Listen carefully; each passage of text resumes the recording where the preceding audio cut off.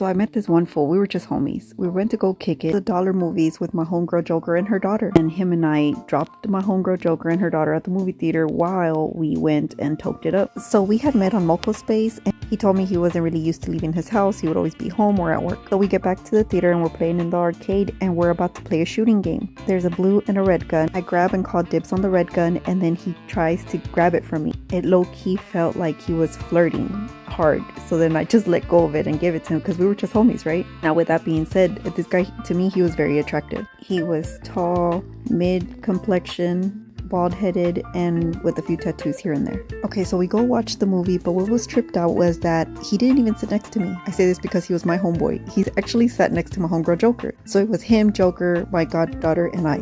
So once the movie finishes, he comes over and sits next to me, and he shows me his ID from when he was in prison.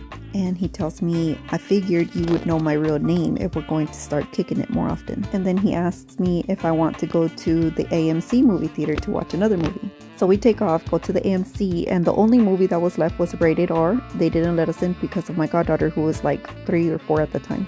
He also asked me if I was lying and if the little girl was my kid. Started laughing because she looks nothing like me. But anyway, so my pops is blowing up my phone, so I decide to go drop him off. So the side of town we are at, they're kind of known for being racist and hella hot. So I'm driving him home and I accidentally pass a stop sign and I get pulled over.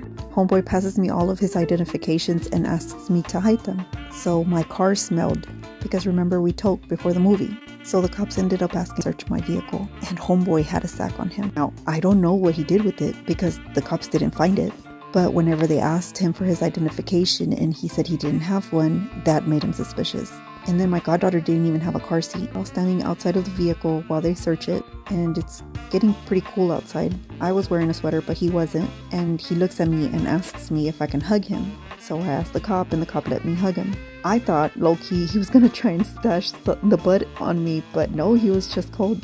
So eventually, the way it ended up was the cops ended up letting me go with not even a citation, but they ended up taking my homeboy.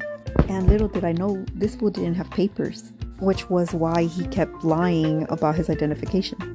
So I started talking to his mom, and eventually we went to go visit him while he was locked up about an hour away from where we lived.